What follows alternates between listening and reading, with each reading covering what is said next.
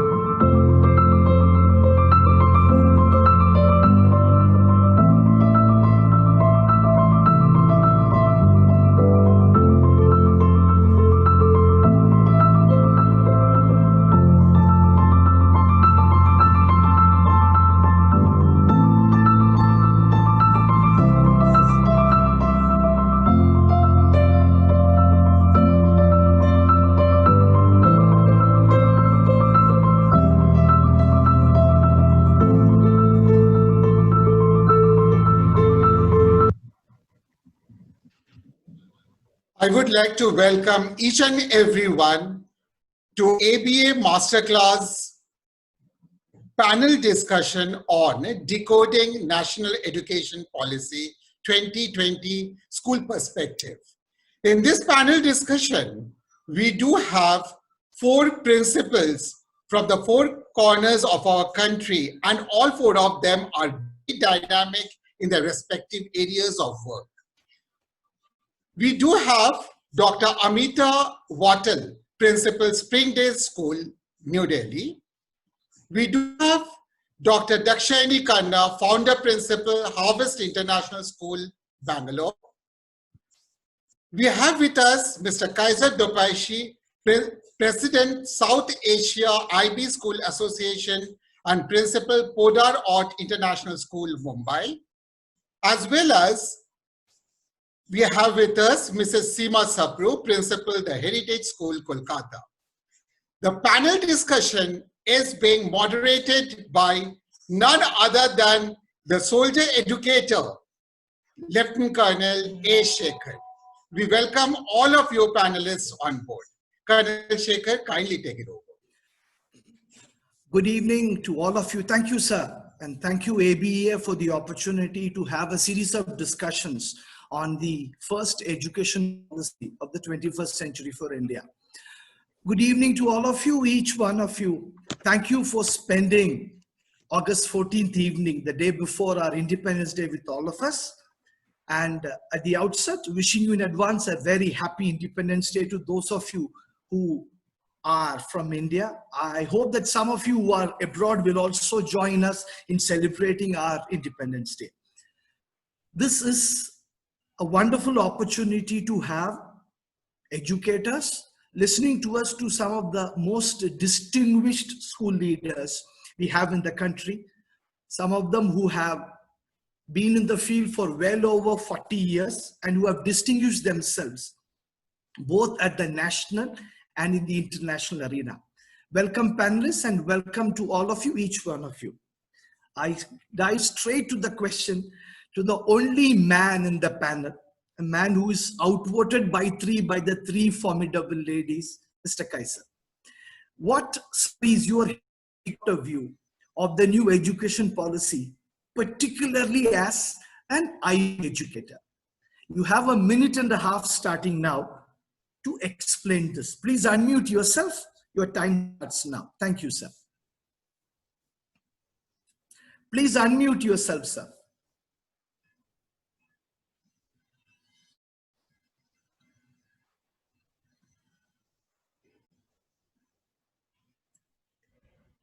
Yeah, are you able to hear me? There is a button mute on the left extreme. When you see Zoom, you will have to unmute it, Mr. Kaisar. Lata, can you do it for Mr. Kaisar? Yeah, I'm just going to try. Yeah, please do that.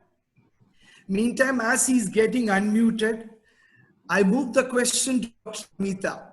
You are in, I was just reading through your profile, the number of committees you are in will be much more than 2 foolscap papers, as you are part of so many panels. What is your initial take on the education policy?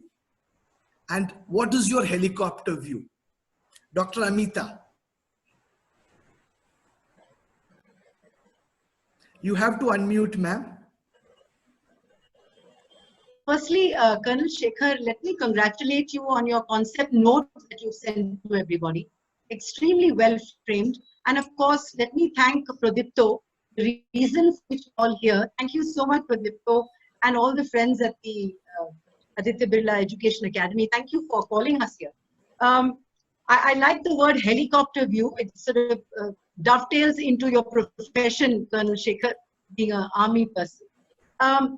I would like to start by saying that this is it may sound hackneyed, but it is an extremely transformative document that parts of it have been following up from the time of the Kothari Commission, moving onwards right up to 1986, going on to 1992, and then huge features of it have been mentioned in the National Curriculum Framework.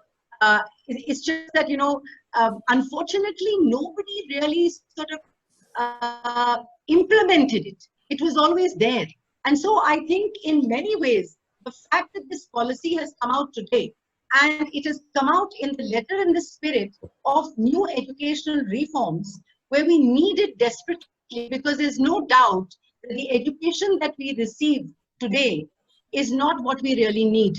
And if we really want to be amongst the commonality of nations and be part of the PISA and be part of the learning processes, where we're looking at children being competency-based, where we're looking at children learning through concept-based learning, where we're looking at foundational literacies and numeracies from the age of 3 upwards, so that they have better lives and better livelihoods, where we're looking at children being able to perceive their own learning through personalized experiential models, through the fact that children should create their own learning systems, because that's the way that we want even future learning systems to be.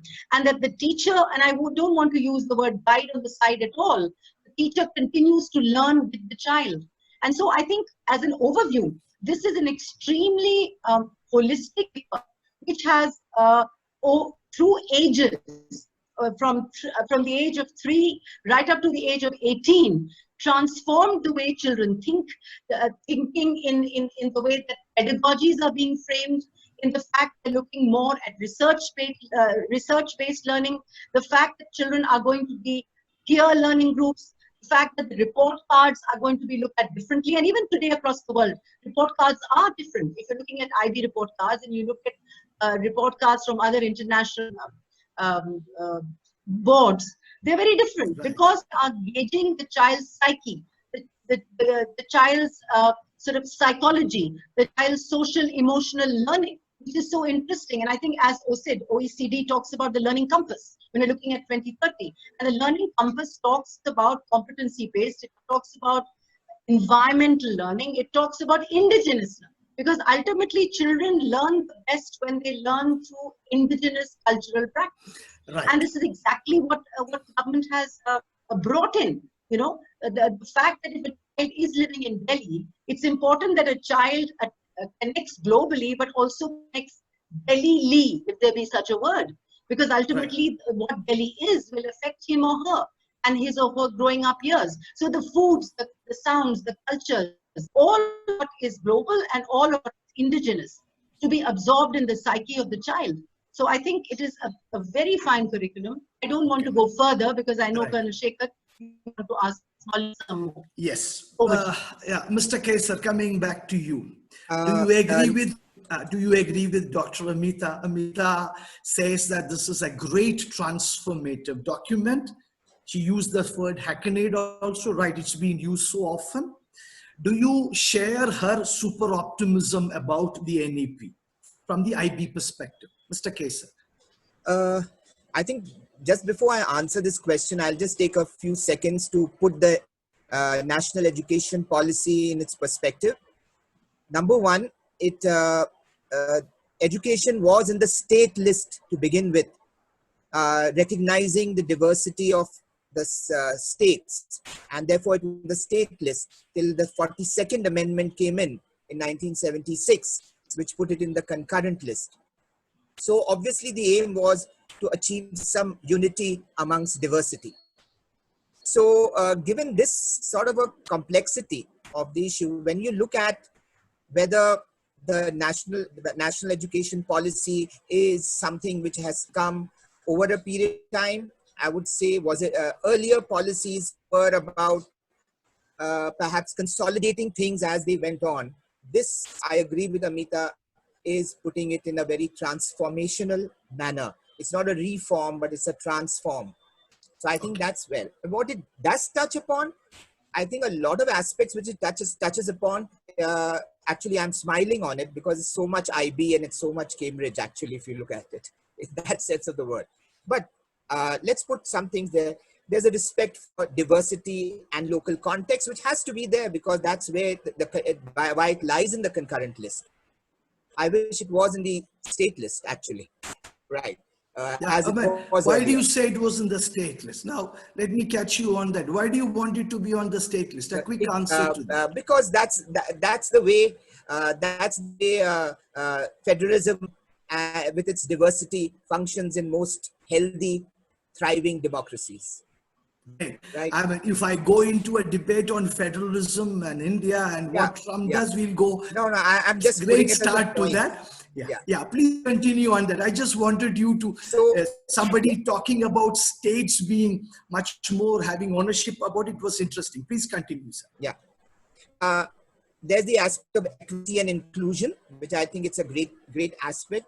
There's something called community participation. That's one of the key principles. And I think that's important because government has to come up with a PP model also, which is the public-private model. I think that's good. The use of technology highlights the fact, and I'm trying to set the ground for some exchange here, that there is a digital divide which needs to be addressed. So I think the use of technology needs to be looked at that from that perspective. Amita has just talked about emphasizing on. Yes, I'll get back. I'll come back to you. I'm just giving a minute and a half initially. Yeah. Right. Now, both Dr. Amita and Mr. Kesar have said it's great, etc. But Seema, the question to you is, we have always been good at creating great documents, whether it's the Constitution of India, whether the previous policies are. So what is your take on it? Would you be concerned about the way we are going to execute it on ground with our various states and the federalism Kesar talked about? Seema, your take on the NEP. Have I unmuted myself? You have unmuted, you are audible, please go on. I'm audible, okay. Yeah. So, Shekhar, as per my understanding, NEP is such a vision document that I find like Kesar and like Amita Vatal, I have a lot of hope that this time it is actually going to turn into, it's going to materialize this time. Because we've realized that for a long time we waited. And as Amita put it, and so did Kesar, because we also run ICSC and IGCSE and IDP in our school.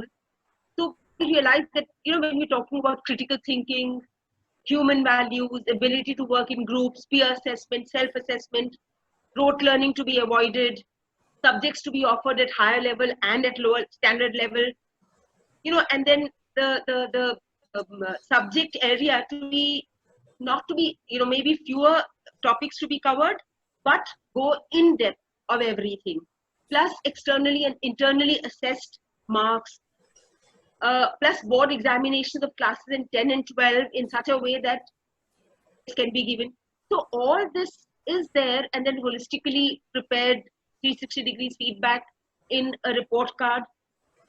So when you look at this, you realize that, well, this is the time when we have to change. And I think this change is possible because we are all waiting for it. We've all been, teachers have been waiting, and teachers are very, very willing learners. And they want to learn because we know that professional development is going to be the problem now. But we are all ready to do it. We are all ready to accept it. We are all ready to get trained. And we are all ready to train people also. So whether it is, role play, whether it is quizzes, whether it is group work, whether it is teacher assessment, we are all ready to go ahead with it. Right. So we are all looking forward to it. Right. So I am also very, very positive about it. You're positive, you believe teachers are ready for the change. I mean, again, as a moderator, often I play the devil's advocate. Dr. Dakshayani, the question, are we ready for the change? I've always said, on a slightly lighter note, it's easier to transform the Indian Army than the teachers of India because of various reasons. If the class has to start at 8 o'clock, it starts at 8. So do you share the optimism of Seema that the teachers are more than willing to change? More so even in the public government education space. Your take and the answer to the question, Dr. Dakshayani. Colonel Shekhar, thank you. And the basic salient points and helicopter view has already been given on the NEP. Your question of whether teachers are able to or they will change immediately, I do agree with Seema here that they're ready to change. And you have already seen what happened after COVID. We had teachers from 21 years to 68 years teaching in schools. And soon as COVID happened, most of them did not know how to do online classes. Most of them did not know what to do. And you saw the transformation. They seamlessly learned, experimented, and started taking classes very efficiently. This itself shows their readiness and also the capability. They're very ready and looking forward for these changes. But there are a couple of issues that will come in. Let me be very, very frank with you. It's not going to be a cakewalk. It definitely is going to take a lot of time, a lot of training needs to go in. And the training that actually happens should reach the teachers on time before implementation. As you rightly said, initially, the devil lies in the details. And success of any policy will depend upon its implementation. And for the implementation, the readiness has to come. And it has to be a rigorous training that is available for everybody. And that will make things happen, because all the things that are mentioned in the policy are absolutely welcome. Right. They are something that we are all looking for. Right. So the policy is now universally appreciated. Everyone is great about it. Now we come to something which is new here, the National Curriculum Framework for the foundational type. I'll this time start off with Seema. That's a question. There's a lot of conversation happening. We talk about Anganwadis. There's a much bigger conversation which we have to take into consideration. From your perspective, how do you see the new National Curriculum Framework being framed for early childhood, and how do you see it as being transformational? For a minute. Shekhar, you asked me, Shekhar? Yes.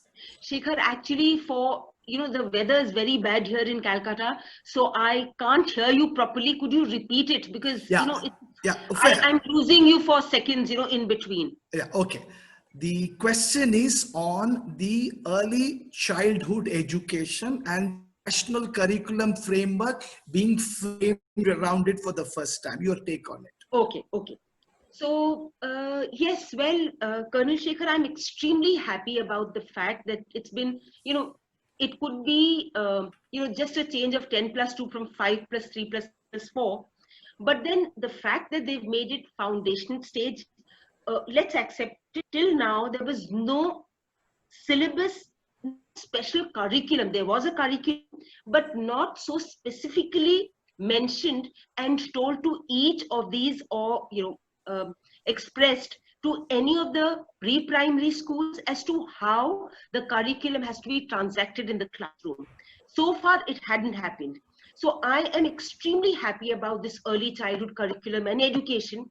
And I'm also hoping, Colonel Shekhar, I don't know how practical it would be, but if there is a possibility that even the parents at the time when from the 0 age to 3 years, if the parents also could be given a little bit of training as to what they should train their children to, so that they are ready to go to a pre-nursery school.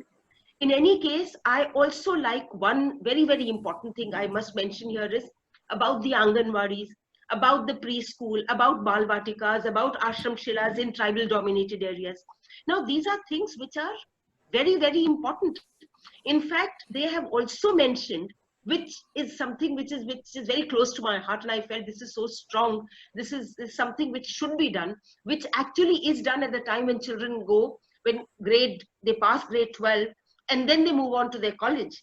At that time, they have a 3-month or a few months interim course. Here, there is an interim 3 months play-based school preparation module for all grade 1 students, which is going to be developed by NCERT and SCERT.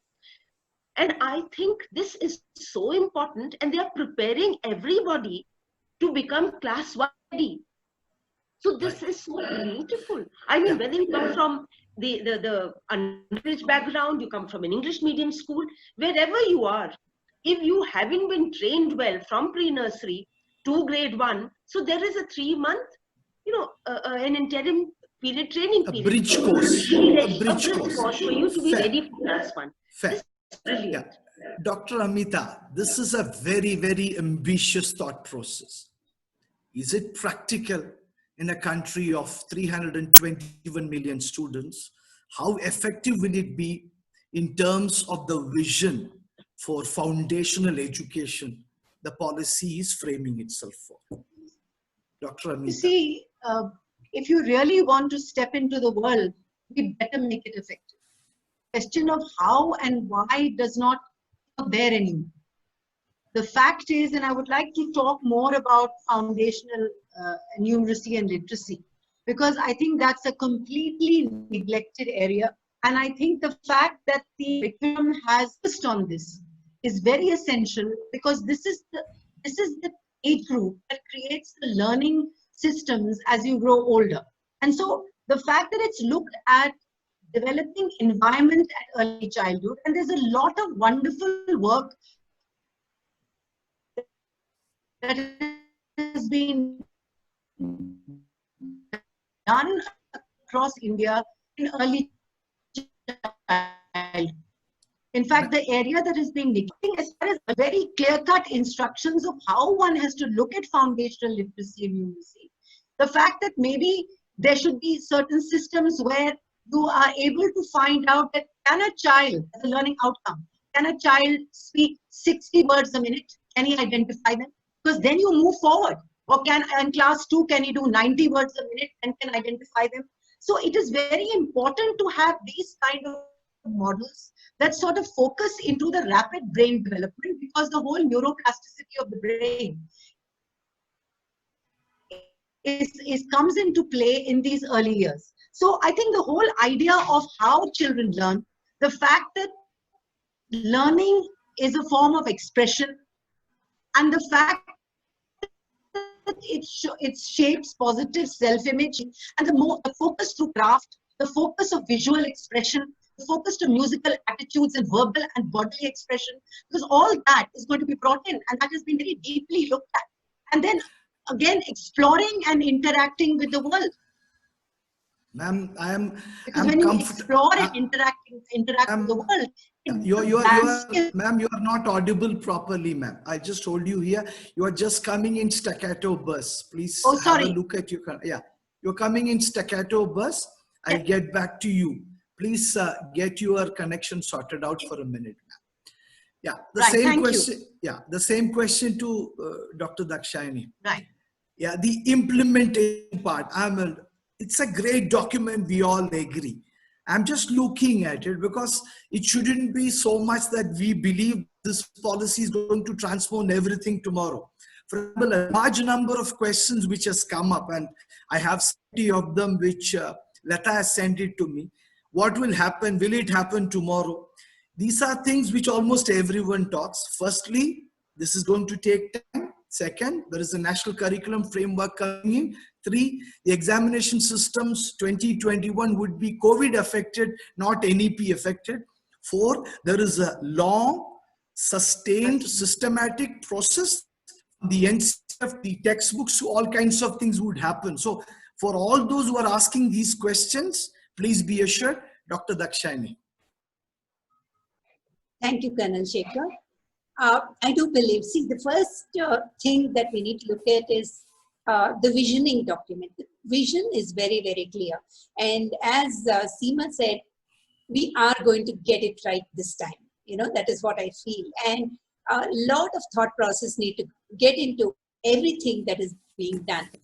First of all, accepting that early childhood education is a part of education itself is a big shift, because nobody bothered about something that is learned below 3 years or even in preschools. But currently, even if there are different kinds of schools which are going to implement, there will be a hand-holding, there will be a framework. I've seen NCERT's early childhood curriculum that is there. It's a beautiful one. And they have given a lot of objectives, outcomes very clearly laid out. So every implementation in every school becomes much easier because they've gone to the extent of saying these are the activities with which you can get these outcomes.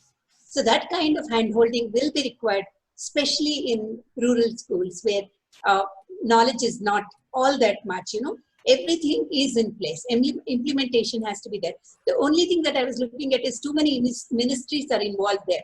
So how it is going to work, how bureaucracy works, and if there is no hindrance that is created, then probably, the training will do the magic.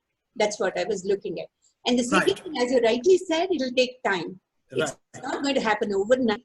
Right. And proper planning has to be done, without which, these transitions that take place, UKG to grade 1, or you're looking at 8th grade, you're looking at 10th to 11th. That is where children were lost. When you were looking at them, these are the areas, wherein there was no continuity at all. Now, currently, because it is being blocked into 5 plus 3 plus 3 plus 4, I believe that there will be a continuity, and definitely you will be actually able to do much better training in place. I am touched and inspired by the relentless optimism I see. But having seen both sides of the divide, having been in the government and the private sector, I see that this requires tremendous sustained political bureaucratic support. Hopefully it will come through. Mr. Kaisar, the direct question to you. We are now looking at 360-degree report cards, multi-dimensional, right? What is your understanding of it? How easy, how difficult will it be? We are looking at a 15-year academic record of the student wherein peer reviews it, the parents also look into it, the teacher has to look at it completely holistically. Mr. Kaisar. Yes, this is the most challenging aspect of the document for sure, given the Indian scenario. But let me lace it as to why you're hearing all of us speak so positively about it is because policy in itself talking a lot of our language. Okay, so I think it's not very bureaucratic in nature in the conversation. So let me lace it this way. If you fail to plan, then you plan to fail. So there does need that kind of direction. Now coming to this part, which you have directly asked me, how does it happen? Well, there are, I think where the catch lies is, which Dakshani mentioned, is that there has to be, first, let me come to the solutions, and solution in itself embeds the problem. The coordination between different ministries, for sure, like health, family welfare, women and child development, all these pieces, are kind of need to be fluid in this matter. And how will we achieve that fluidity? I think that's one part of it. The second part is coming to assessment. Then you have to go do some backgrounding. Now you have to go to the higher universities. You have to go to the university level to actually come down to us. They must accept this, right? Only then it makes sense. Right. Otherwise, it does not make sense. Okay. I think that's where the challenge lies. So, right. 360 degree, which a lot of them do when it is in nursery, AG and early years. Yes, we do present that anecdotal comments. In IB, in PYP, we have those anecdotal comments continue till grade 5, right? So if there is a model there, that the model does exist, the issue is really when it comes to 9, 10, 11, 12. Then the question is, what is the nature of assessment? What do you mean by assessment? Are there multiple assessments, or you like, have one shot, either live or die kinds of thing?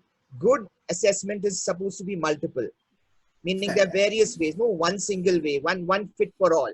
So Right. this has to be gone in through educationists, and we need to avoid bureaucrats for sure. Yes. Yeah. Avoid Right. bureaucrats, should be educational, fair point. Dr. Amita, backward integration is what Kesar talks about. What are the challenges you face when the assessment metrics completely transform itself?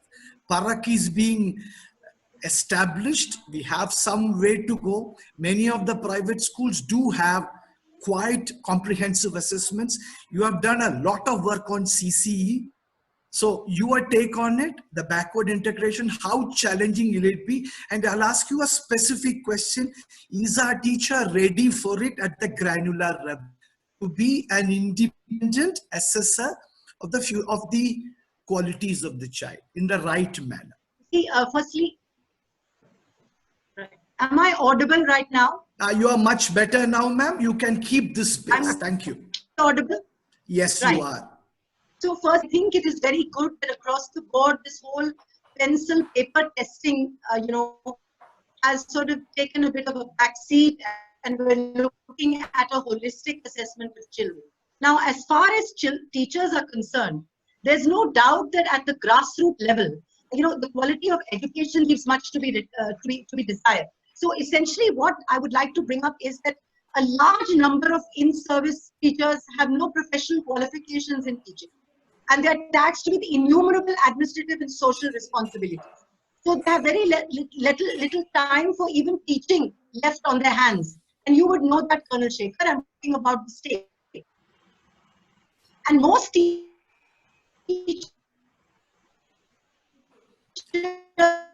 Ma'am, we have lost you again. We have lost you again. are not technologically enabled, and assessment models. But despite these models, it is important. Ma'am, you can that mute your we video have and to talk. ensure Ma'am, that please on mute your video and talk. Ma'am. topics to learn growth. Can you hear me? No, ma'am, you mute your video and then talk. Okay, so I'll mute my. Can you hear me now? It's better now. Please continue.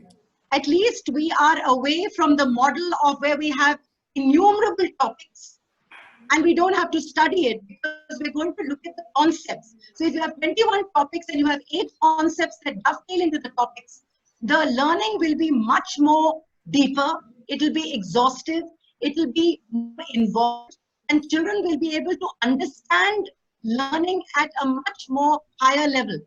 And so I think the fact that grades 10 and 12 will not have so many topics, will not be focused on rote learning. We look at learning in a far more competency-based manner, which dovetails into critical thinking and all the 20th century skills, which finally will come into a school. Till these days, that has not come in. We just talk about it. So at least they will start coming into the school if we're going to be looking at assessment in that manner. So I think it's a great opportunity. I hope I'm audible. You have been audible so far, ma'am. I just want to do a quick audio check. Those of you who are able to listen to us, please type A in the chat quickly, so that if you are able to listen to us, we can at least have an idea how many of you are able to listen. Good. So the A's are coming up much faster. Yes, I will again play the devil's advocate here. We had the Ramaswamy committee coming in, which wanted to introduce 10th grade, 12th grade marks, and also wanted to introduce aptitude tests and bring down this entrance coaching racket into, which has been, dominated the spectrum so very well. Yeah, so very well. Are you hopeful that this entire examination system, which almost talks, 10 standard you score, 12 standard you score. Will it change, Seema? I'm as optimistic as the other panelists are in terms of the dramatic change we have to have, because without 21st century skills, those students who are going to live their life in the second half of 21st century will be hamstrung. Seema sir. So, Colonel Shekhar, what I have understood from NEP is that this report card, what we're talking about, and the board results, I guess wanting me to know how, you wanting to find out how this NEP is going to change the report card system and the learning outcome system. That's what you're wanting to know? No, I'm saying Then- is that is understood. What I'm saying Then- is the challenge, what Dr. Amita explained in terms of that the grassroots level, the change in mindset of the teachers, the way it has to go up. And the additional question post Dr. Amita's answer was this exam focused India, the coaching culture, Oh. the exams all put together. How quickly can we break that? See, this will depend completely on how the question papers are going to be framed. Because at the end of it, we are the ones who frame questions. And if the question paper asks you who was Ram and who is Sita, then naturally coaching institutes are going to mushroom the way they are as of now. But if you have conceptual questions, if you have questions where there is an open book kind of a assessment, there is something where there is a multi-dimensional report.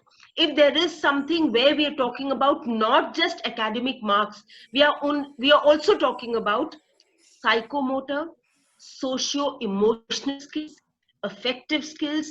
We are also talking about, day-to-day classwork, homework, day-to-day children's, responses in the classroom, role plays, maybe conducting Lok Sabha parliamentary sessions in the classroom. So if you talk about these challenges, well, I think it is very important that we change. And yes, it's all about teacher training, and it is all about professional development. We'll How come to teacher we training. train ourselves, We'll come to It all teacher training a depends on little later. I just read out a senior principal Ranjini Krishnaswamy saying that no, we seem to have greater faith on friendly aunts and uncles who provide extra help rather than the teacher themselves. Yeah. Knowing Ranjini, that's a tart remark which she has made. Yeah. They're coming to Dakshani of following up on what Amita has clearly said. There are significant challenges. Now, since we have touched upon teacher training and teacher training institutions have been given excellent coverage in the new education policy. I'll quote Mr. Anil Swarup, who said that these are the overground mafias which we have in this system. So all this NEP talks great language in 65 pages. How do we transform teacher training, teacher education in the country? Dr. Dakshani, to start. Again, this is not an easy job at all. As you rightly said, one is the mindset, Colonel Shekhar. See, we are so used to teaching from the textbook. Okay, the lesson plan format is given, as Mr. Kaiser said. There are lots of things that are already in place, but then, we follow the old age lesson plan format that is going to be taught. The second thing is, I really don't understand why in India, people who are doctors or engineers are not able to get into teaching, because even today when I'm doing a course from either Harvard or any other online courses that we do, you have teachers coming from different areas. I had a doctor who actually was teaching school management, thinking as to how to have the checklist, how exactly we need to manage our schools, etc., etc. That openness has not come in. The opportunity for intelligent people who are in different areas, if they want to become a teacher, is not there. So the whole framework, the way NEP is done, there should be a document for teacher training. That will be the first step. And the second thing is excellent curriculum applicable based on what we are thinking. See, as Mr. Kaiser and Ms. Amita already said, there are a lot of things that we have taken from the IGCSE and other international boards which we have been implementing. You spoke about mother tongue policy here. IBPYP has mother tongue policy there. Every child has to learn. So they teach it either as a club or an association, involve the parents and do it. So such kind of activities, what can be done has to be there in the teacher training institutes. Now they're saying that NCERT as well as National Teacher Training Institute, both of them will come together to form this. Once it happens in a proper way, and it is not only the 4-year course that we are talking about, I feel that there should be a 6-month course, 1-year course for teachers who want to come into teaching, and that should be made accessible. Flexibility should be there, like it can be online, it can be weekend, it can be regular courses. People who are committed will definitely work on it and make themselves the best. Okay, ma'am. Right, ma'am. And now let me provoke the panelists. Dr. Amita, straight to you. A teacher today, and the vast majority of them, let's not look at some of us who are lucky enough. I have seen that almost everyone gives you the greatest of videos during Guru Purnima of September 5th. But how many of the elite in India would want their children to be teachers? Second, the same problem which we face in the armed forces too.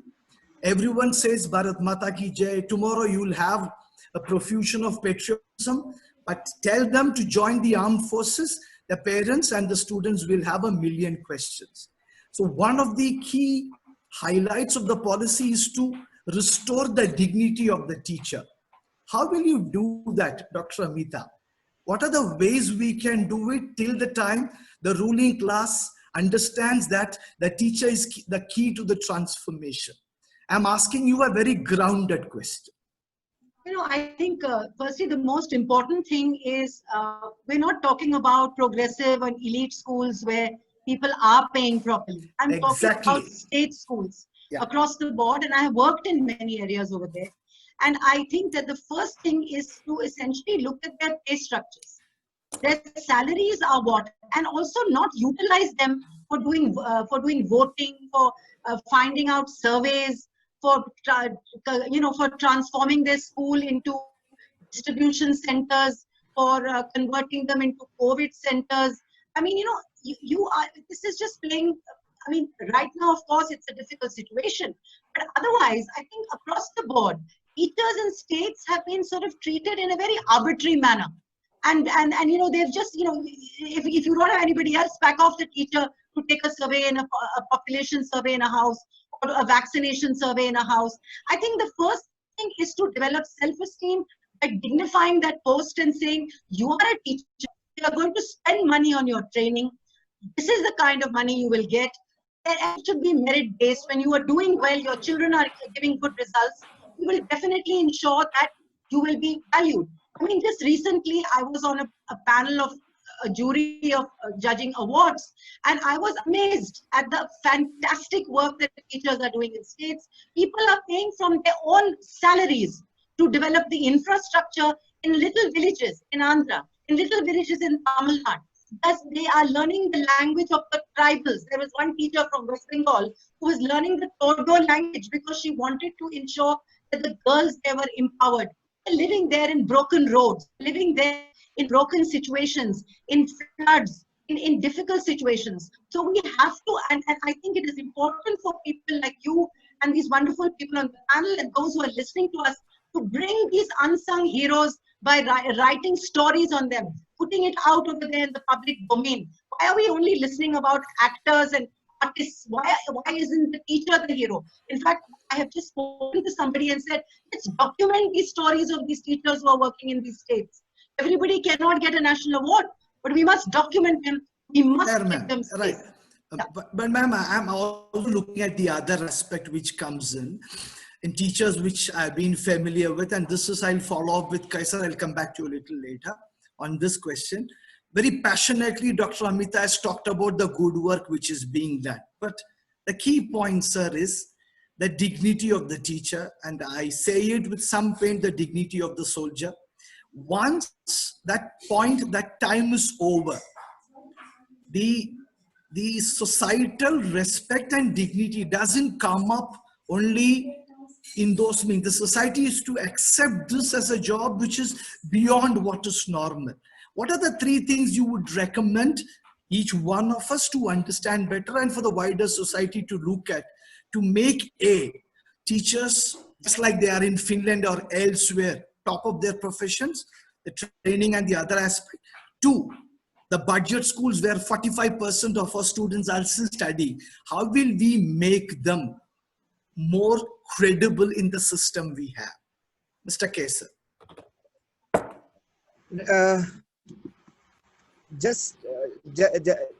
I couldn't quite get your questions. It was a little soft on that. Could you just... Your answer to what you have heard. It's simple. Okay. Teachers training and way forward.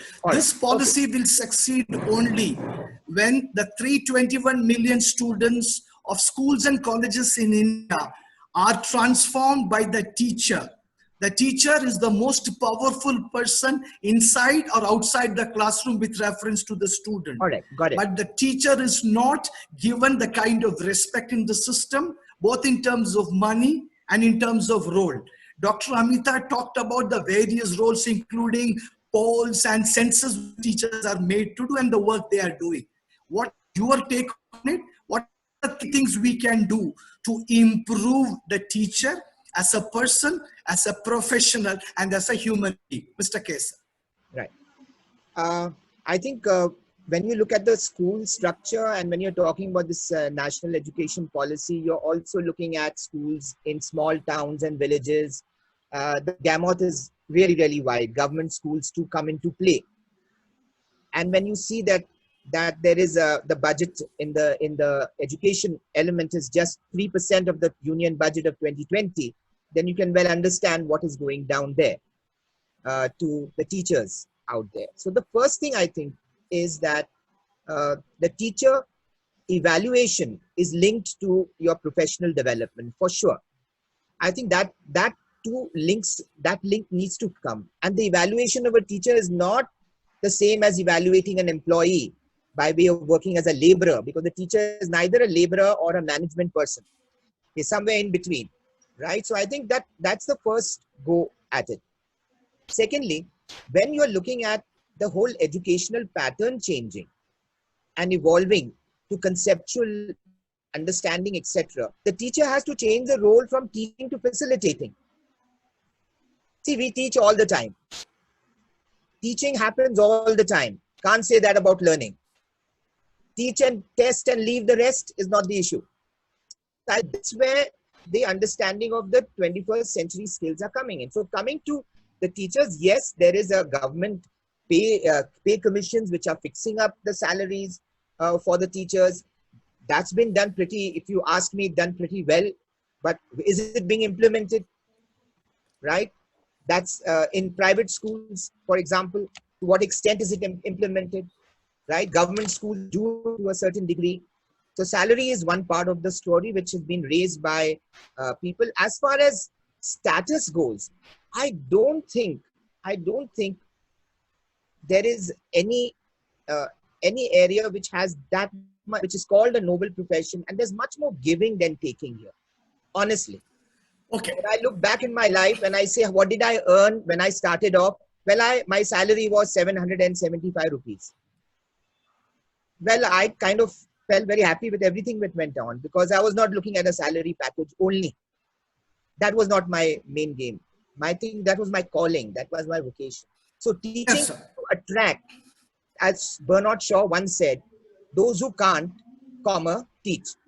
Now, that arena has gone. Now people are coming up with more who are wanting to teach. It's a vocation, it's a calling in your life. So, I believe when you do your best, and there's a lot of research which teachers do. See, that reflective part, if it is enhanced, which is done in the West, a lot of research, now they become good workshop leaders, they write books. The best of pedagogical books were written by teachers. When I take differentiation, so there's a lot more which the teachers can do. Yes, sir. I'll kind of intervene here. I have a couple of more questions to come up. Interesting. It's a noble profession. I see a lot of comments saying, sir, nobility will not put food on the table kind of thing. That's right. Fine. Now to two important questions which almost everyone is asking, the examination system. And I start with you, Seema Sapru. how would the examination system, especially 10th and 12th, change post the NEP? I'm coming to you, Dr. Amita, after this. Yeah. I think once we start class 10 and 12 examination, which they've said that the syllabus is going to be much less, it's going to be deeper, not superficial. I think that itself will make a lot of difference. Plus the way the examination is going to be planned and executed, because these children would have already taken the examinations in grades 3, 5 and 8. So 3rd, 5th and 8th, they would have taken these board examinations. So, comparing these examinations with board examinations, where the system is going to be different, that will be decided by Parakh, because we, as of now, nothing has been told to us exactly how it is going to be done. Agreed. So, Yeah, my basic question, Seema, is Yes. we are going to have some exams in 3, 5, 8, and then in 10 and 12, twice, etc. So Twice. presently, we are waiting for much more guidelines on it. So everyone has to now take a deep breath, wait for it. There is a framework which is going to come, Yes, and a so lot that's what more I is going to emphasize come. that. Yes, So- a lot of questions are coming in. Is tomorrow morning But I there will be no but exams? But I have a feeling that there will be a lot of conceptual learning. There will be a lot of open-ended questions. Children will be able to write what they wish to, and teachers will be trained to accept answers which are correct, whatever method they use to write the answer. Fair. So as long as it's correct, so it's not going to be a marking scheme which say this keyword you get one answer, this keyword you get one word, something to that effect. I think it will be more objective. Sorry, I'm speaking too much. Fair. Dr. Amita, the question is this exam system which we have, right through whatever we are doing, how post NEP, say by 2025 or so, what will be the transformation which will happen both in the school ending exams and the way we are doing it behind? Dr. Amita. Right. Firstly, can you hear me? I have to keep Yes. checking that. Right. Yeah, you are now loud and clear. Please Perfect. shoot. Perfect. So what I want to say is that the good thing about the way we look at assessment is that it's going to be seamless. And seamless assessment is always good because it sort of connects children, without any blockages. As of now, every class is some kind of a block system. The other thing is, as far as we're concerned with grades 10 and 12, I think that as we move, the assessment of 10th will become more and more flexible and more fluid. Because there, again, in 10th, it will be more based on the way that they're looking at the concepts. There will be more MCQ based. There will be more questions which are looking at an overview of how children learn. There will be a lot of innovative assessment. And student tracking will become a variety, will become the novel, which will bring out how students are evaluated. So student tracking will be very important, and you'll be able to gauge how children are moving across classrooms. So it will become a student-centered approach of differentiated learning, and assessment will allow students to make mistakes. They'll have the right to make mistakes. They'll become more creative and will be away from rote learning. Great. So if we want our children to participate in things like the PISA assessment, we have to change the way we teach. We have to. Yeah. And automatically linked to that. Otherwise, we'll become worse than Kyrgyzstan. We will come last. Right now, we came second last thanks to Kyrgyzstan. Yeah, second And last. we'll be Okay. last. Yeah, The other okay. thing I want to make a quick point, Colonel Shekhar, is that the higher education models will have to dovetail to the school, which is very, very essential. Because unless they seamlessly move from school to higher education, it will be very difficult to look at assessments because they have to change their acceptance patterns of how children are given admission in colleges. So Yeah. that's very, very essential. Right. Two great points you have made, ma'am, which Kaisar also made earlier in terms of backward integration. But the point is about failure, coming in, vocational education, skilling, all these are there at all levels. I'm asking Dr. Dakshani, I'll come to the other panelists a little later. Now, with all these exams, how will we be able to take away the mindset wherein success only counts? How will you make failure even more important in a system like ours, where in life there will be failures and successes? And how will this mindset be changed, Dr. Dakshayani? Definitely, it is going to be a challenge. I do agree that it's going to be difficult. But the complete culture of education needs to change. Now, failure should be taken as an opportunity to learn. It's something like SWOT, where you are actually analyzing and finding out what the weakness is. And when a child fails, probably, the teacher actually should take it as a learning opportunity for the child and then start working on him and encouraging. And children should be made to come up and talk about failures as they talk about their successes. It is going to require a lot of planning, and definitely it is going to. But at the same time, the child will also know that it is not only the marks or, failure in one subject that is going to hinder his education later. There are a lot of things that have come in, wherein the children will look at +1 when you get into, a university degree. 1 year you get a certificate, 2 years you get a diploma, 3 years you get a degree, 4 years you get to do research. But the planning should be done in such a way that the industry knows what to expect of these kids who have a certificate, these kids who have a diploma, these kids who have a degree. Because when the child knows that he's going to drop out, where will he go? The university should say that in first year, if the child is dropping out, these are required. So first year degree should have these particular topics. The child should be aware of these things. If he comes out of a diploma, I will be giving him a job, but then I require him to know these things. Right, ma'am.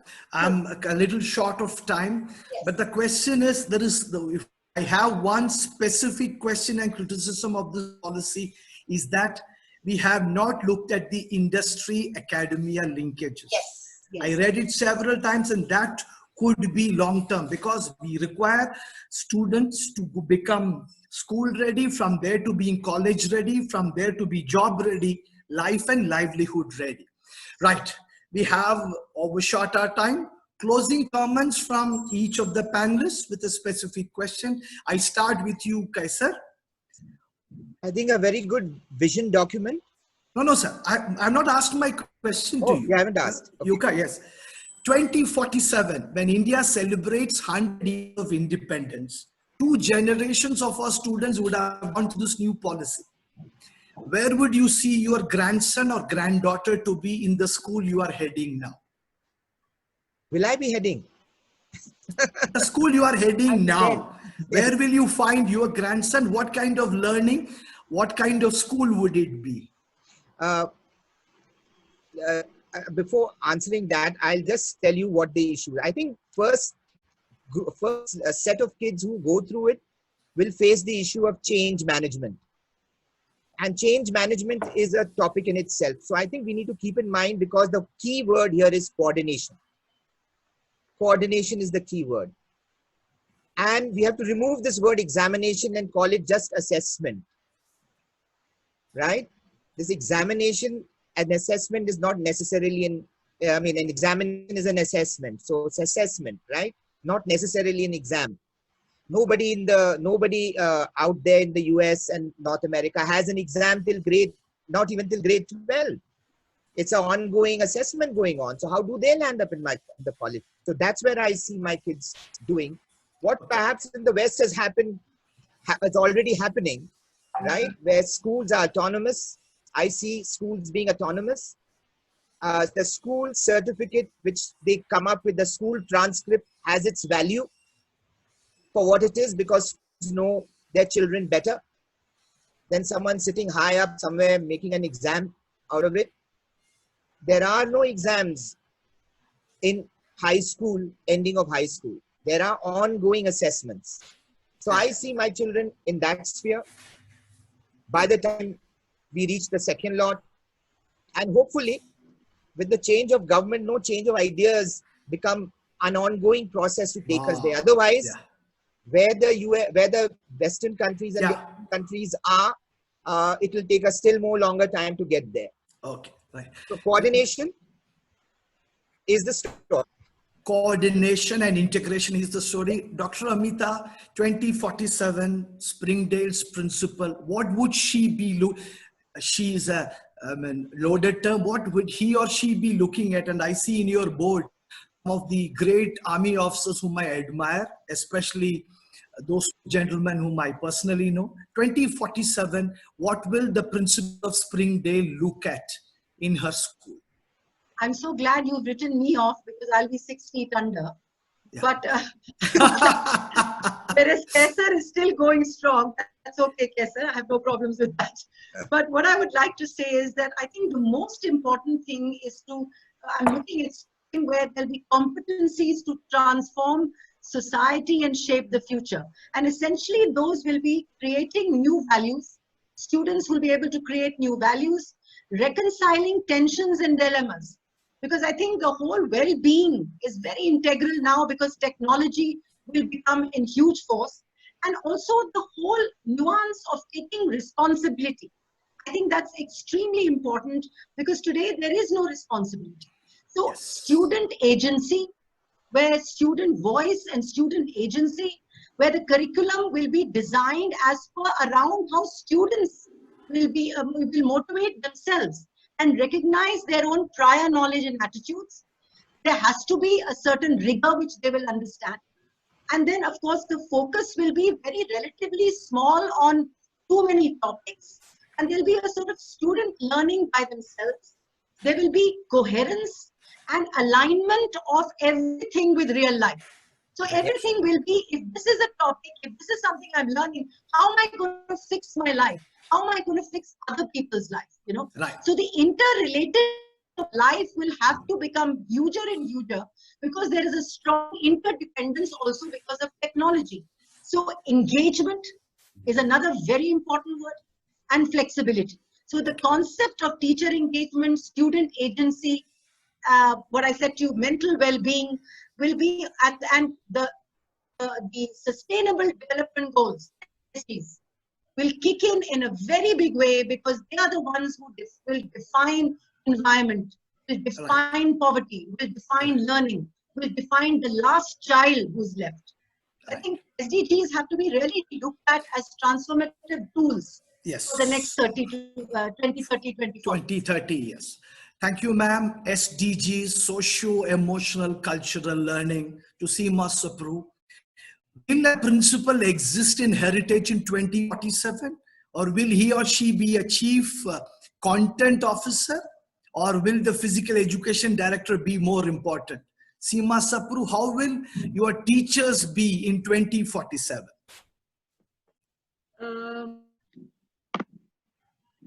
In 2047, I'm hoping teachers will not be called teachers because in any case, we've seen a lot of, we've seen teachers were called educators, and then from educators to, content makers to, whatever, we've given them very fancy names now. So they are change makers. So one thing is for sure that, there will be a transformation in not just the school principal, but the entire culture where it will be a learning culture. There will be no teacher, there will be no taught. Everybody will be learning in the school. That's what I feel. Secondly, I must mention here, I was in Germany when I realized that in grade 4, there is an examination which decides as to where the child would be after, grade 4, 5, 6. What would the child be doing later on in life? So this was decided in grade 4 itself. And I was wondering, when will this happen to our country, when they would decide what vocation they would be taking after, later on in life. And nobody looks down at anyone who's a plumber or whatever. Second thing, I saw another school which was of course Waldorf schools everybody goes to. I mean, everybody knows of. But there was another school which is in Tanzania, in Dar es Salaam, where children grow food, they sell food, they study, they do everything themselves. And then this is how it's all self-sustaining kind of a program. So I'm looking at India and the heritage school where everything will be done by children and teachers themselves, and it'll be a self-sustaining program where there'll be no teacher, there'll be no principal. Everybody will be a learner, and of course, will be there who will provide them, who will facilitate their learning, and that I'm looking at that kind of a model. Right. Yeah. Now to Dr. Dakshayani, the question is very simple. 2,700 years of Indian independence, as we celebrate our 100th year, will India be the knowledge power this NEP envisages? How do you look at it, and what will be the role of your school in it when your successors take over that school? Thank you so much, Colonel Shekhar, for the question. I definitely believe that India will be there because, there is a will and there is hard work that we are known for. And I think we catch up very fast. Yes, we need a push. Yes, we need a change in mindset. But the kind of work that our teachers do, 7 days, 24 hours, I don't think any teacher in any country is ready to do. So definitely, I believe that given good support, as I told you, success of any policy would lie in implementation. So if the planning is right and if we go through, we will be there. And we will be probably guiding others as to how to do it. That much of confidence I have. But my school, definitely, I believe that education is going to be borderless now. Anybody can join any school of any country in case they want to. It will be completely accessible. And the second thing, it will not be completely building based anymore. Probably 2 days in a week, children will come to school because I think content part of it will be available for them at homes. Online teaching, hybrid model, all of that will be in place. But for socio-emotional learning, physical aspects, as you rightly said, the physical education director could be the most important person in the school. And the yoga teacher could be the most important person because she has to or he has to teach them how to take care of their well-being. So these are the things that will probably take the prime thing. Children will know what to do, what not to. SDGs will be there because otherwise they will not be able to survive. So I'm very, very sure that the complete learning picture will change. There will be a school leader learning along with the kids. And they will all be more into factual things that are happening in the world. And depending upon what is required at that point, I think will be taught in the school. There will not be any structured curriculum as such, but definitely knowledge will not be the prerogative, or I would say children will not come to school to gain knowledge, but it will be overall development. That is right. what. Yeah, great thoughts to end with, but I believe that Kesar, Dakshayani, Amita and Seema will open branches of schools in March. That would be my thought. Yeah, before we finish, from a guru to a learning curator is what the teacher would transform herself to be. And I also believe that in a technological world, wherein the FANG group, the Facebooks, the Netflix and the Googles, encourage you to be impatient. The key would be making our children more patient, more reflective, integrating all the points you made, wherein Kesar talked about seamless integration, Seema talked about the transformation of the teacher, SDG is what Dr. Amita's focus. Dakshayani is saying that the physical education teacher will be much more important with already India having 25% overweight children.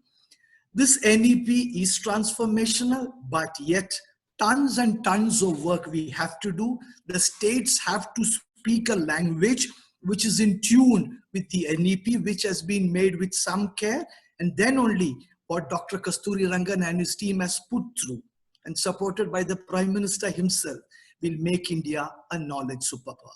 Thank you, panelists, for the wonderful answers and for your patience. Back to you, ABEA team. Thank you. Thank you so much, Colonel Shekhar. I mean, I don't know whether the word thank you is enough for conducting this whole session so wonderfully. Thanks again. And thank you so much to Dr. Karna, Dr. Wattle, Mrs. Sapru, and Mr. Kaiser for this, for answering the questions, so twisted questions by Colonel Shekhar so well. I just wish that all the educators of our country should have heard this particular conversation that we had just now. Thanks again.